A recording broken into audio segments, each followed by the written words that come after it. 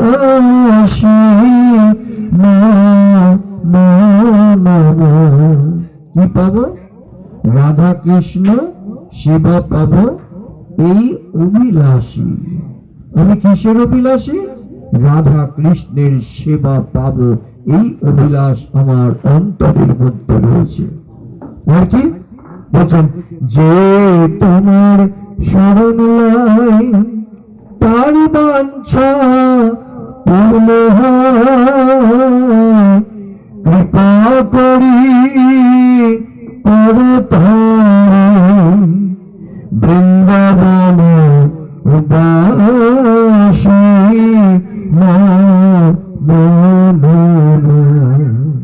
যে তোমার শরণ লয় তার কি হয়?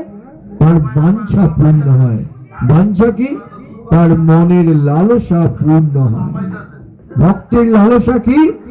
ভক্তের লালসা হল রাধা কৃষ্ণের সেবা পাবো, এই অভিলাষী। তারপরে কি বলা হলো?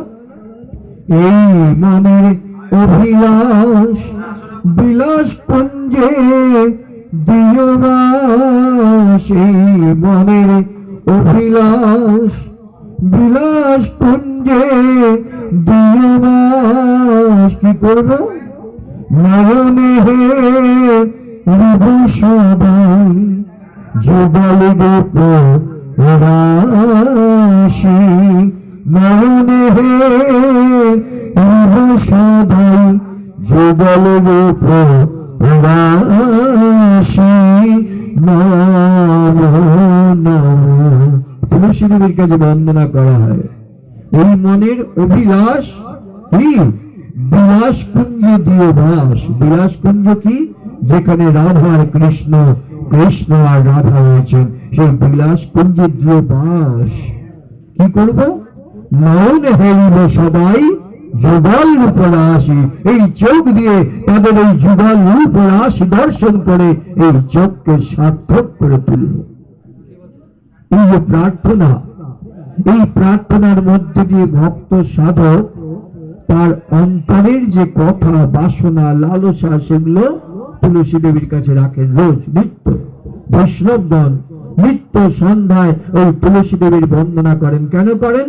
এর মধ্যে দিয়ে মনের যে প্রার্থনা, আমার যে লালসা, সেই লালসাটা তার কাছে রাখা হয়।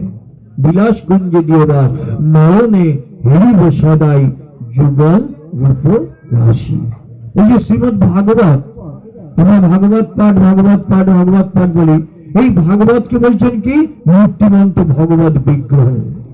কেন? ওই যে আগেই বলেছি, তার মধ্যে দিয়ে শুধু ভগবানের কথা নয়, ভগবানের বিভিন্ন অবতারের কথা বলা হয়েছে, ভগবানের ভক্তির কথা বলা হয়েছে। তাই ভাগবত হচ্ছেন কি?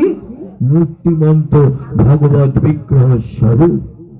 তার মধ্যে দিয়ে ওই ভগবানের কথা শুনছেন, ভগবানের অবতারের কথা শুনছেন কে? মহারাজ পরীক্ষিত। তিনি কে? তিনি মৃত্যু পথযাত্রী, অভিশাপগ্রস্ত। চিন্তা করে দেখুন, মৃত্যু তার নিকটে